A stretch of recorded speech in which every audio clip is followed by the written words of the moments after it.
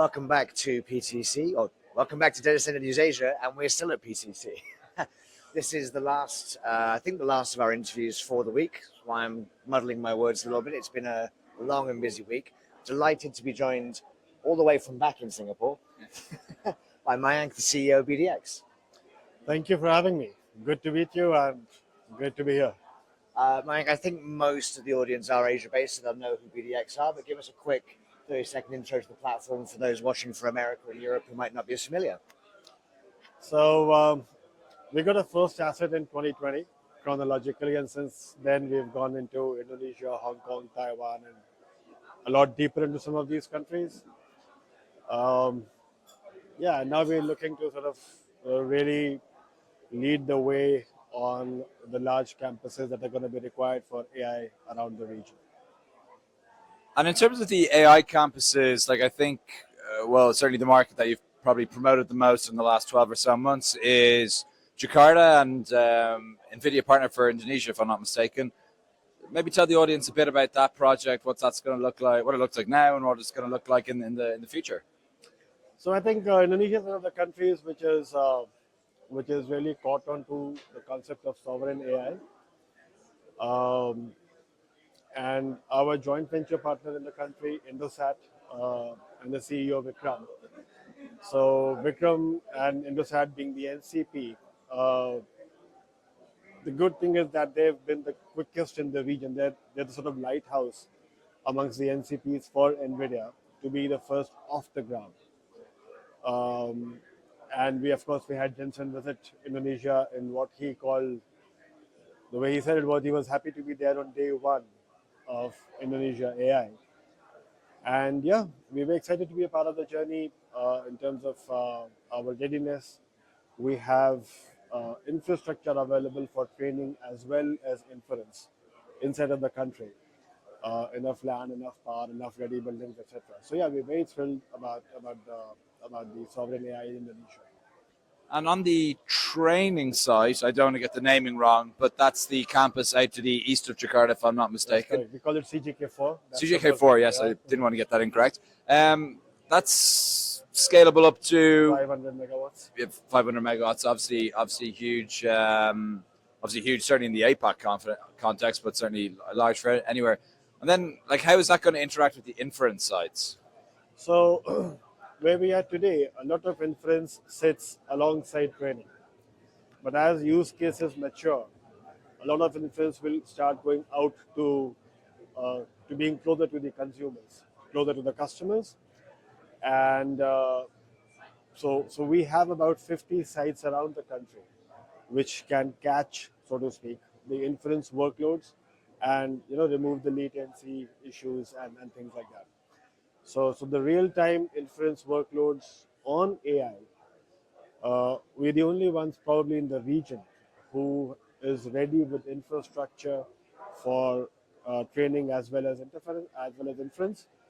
The key thing is that we also have all of these sites connected, and as part of this connectivity, it is not only traffic moving from the training site to the inference site, but also breaking out at the inference site for all of the customers who are going to pull it, so to speak. And we just launched, I'm not sure if you, so we just launched our first IX in Indonesia. And the plan is to have this IX to be replicated virtually, or maybe we'll create a few more real ones in around the country, and especially the focus being closer to the cable landing stations.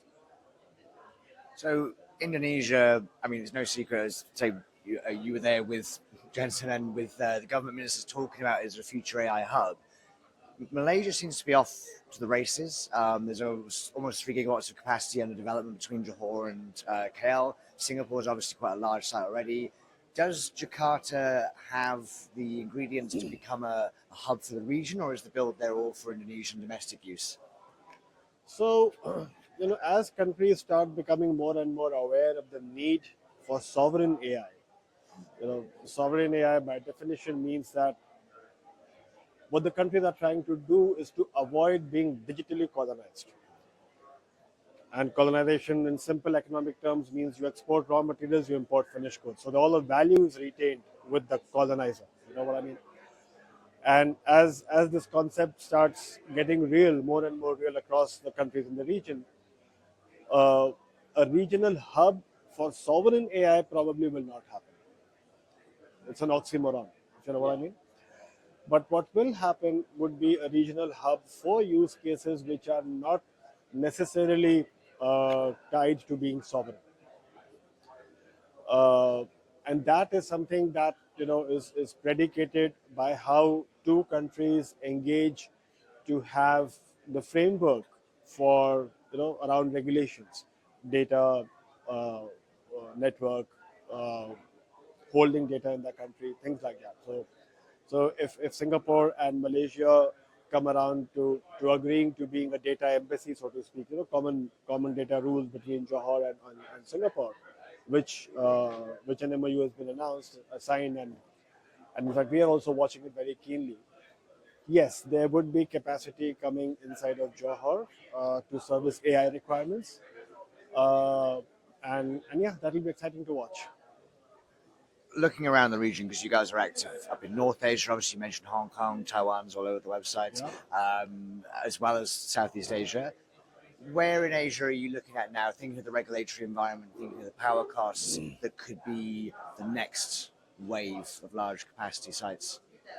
So we always keep exploring options for expansion, and like I said, our growth till now has been our growth initially. The seeding was through acquisitions.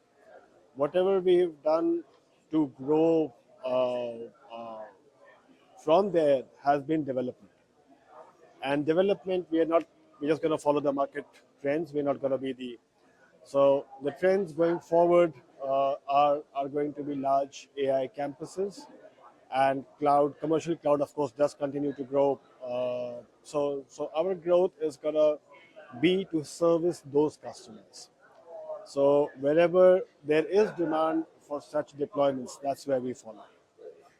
And one of the markets you mentioned, and it's actually come up in quite a few of my conversations, is Taiwan. So, what's the kind of general situation there, and what are BDx doing in Taiwan? So the general situation in Taiwan, especially in the context of the regulation that was proposed by the earlier administration here in the U.S.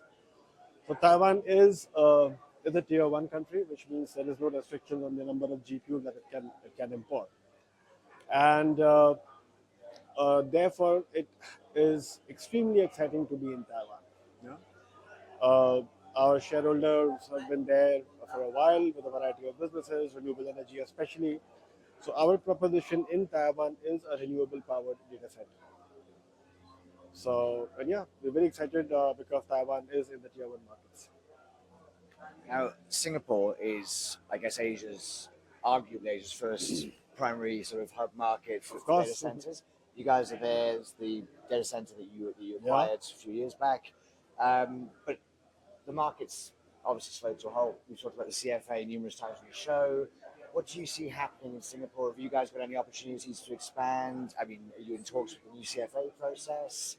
So we will be participating in the CFA, and we, as we've matured over the last 4 years, today we feel we are in a lot better position to be able to work alongside the Singapore government to help them meet the objectives that they are trying to meet for the country. And we have a few interesting propositions that we're discussing with them. Amongst them are sort of enabling the AI ecosystem the way government wants to push it inside of the country, and working alongside with them to sort of help with the ecosystem in general. So the last CFA you saw, the focus was more on enabling Singapore to become the hub, to be more connected, to be more resilient, to be more. Um, so those are the themes that we've continued to work on since then, and that's the conversation that we will engage in. As an Asia Pacific business, what are you getting out this week in Hawaii, in PTC? Everyone seems to be here from all over the world, but what specifically are you guys hoping to achieve from this? Um, what we've been able to achieve is to figure out how much is our region lagging behind what time frame our is our region lagging behind by the US. And US, any conversation that you have with any data center provider, less than a gigawatt is not even worth bringing up, right? And I don't know how many people I've met here who are just talking gigawatt campuses. And the sense that I've sort of picked up is that in our region, for those kinds of capacities to start getting real, is anywhere between 2 to 3 years. So time to start preparing is now. Oh, good stuff. Well, Mayank, thank you very much for joining us. One of the questions we always ask, and in this case, you are, I believe, the last interview we're doing, and we're kind of towards the end of PTC already. But what has been the best party? Well, we hosted our own, I Squared, our shareholders hosted our own. It was a closed door, cozy event. I think that was fun. Okay, a bit of bias there, but we'll let you away with it. No, thank you very much again for joining us, Mayank. Thank you everyone for watching, listening on Spotify, wherever you're digesting this, and yeah, speak soon. Thanks everyone. Thank you. Thanks.